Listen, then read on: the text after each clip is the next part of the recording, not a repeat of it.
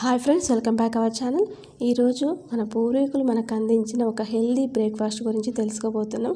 అదేనండి చల్దీ అన్నం. దీన్నే చద్ది అన్నం అంటారు. ఈ ఆహారం పులియకుండా రుచితో పాటు ఆరోగ్యాన్ని మన సొంతం చేస్తుంది. దీనికోసం ముందుగా ఒక మట్టి కుండను తీసుకున్నాను. అందులో 1 కప్పు రైస్ తీసుకున్నాను. ఈ రైస్ బదులు మీరు బ్రౌన్ రైస్ కానీ మిల్లెట్స్ కూడా వాడుకోవచ్చు. ఇలా మట్టి కుండలో చేయడం వల్ల ఎన్నో ప్రయోజనాలు కలుగుతాయి. ఇందులో 1.5 కప్పు వాటర్ వేసుకుంటున్నాను. అన్నం పూర్తిగా మునిగే వరకు వాటర్ వేసుకోవాలి. తర్వాత ఇందులో 1/4 కప్పు వేడి పాలు పోసుకుంటున్నాను. పాలు బాగా వేడిగా ఉండాలి.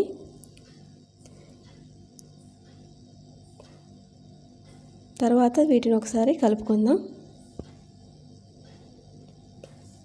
ఈ పాలు గోరువెచ్చగా అయ్యే వరకు ఇలా వదిలేయాలి. తర్వాత ఇందులో మనము ఒక 2 టేబుల్ స్పూన్లు మజ్జిగ కలుపుకొని వేసుకుందాం. ఒకసారి వీటిని బాగా కలుపుకోవాలి.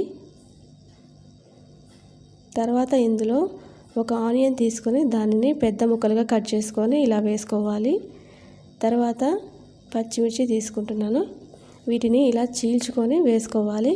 ఇలా వేయడం వల్ల ఏమవుతుందంటే ఉల్లిగడ్డ పచ్చిమిర్చిలోని ఫ్లేవర్ అంతా లోపలికి వెళ్ళి ఆరోగ్యకరమైన గుడ్ బ్యాక్టీరియా ఏర్పడుతుంది.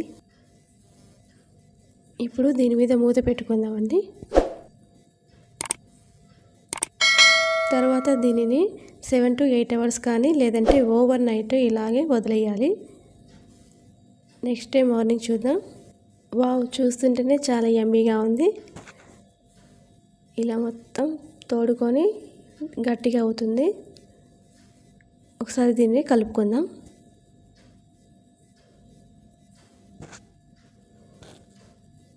ఇందులో కొంచెం వాటర్ అలాగే టేస్ట్కి తగినంత సాల్ట్ వేసుకొని ఒకసారి కలుపుకుందాం.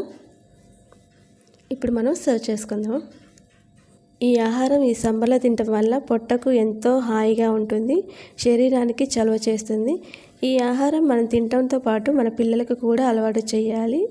ఈ చద్దన్నం ఇప్పుడు అమెరికాలో కూడా చాలా ఫేమస్ అయిపోతుంది. అలాంటి మన చద్దన్నాన్ని మనం మర్చిపోకూడదు.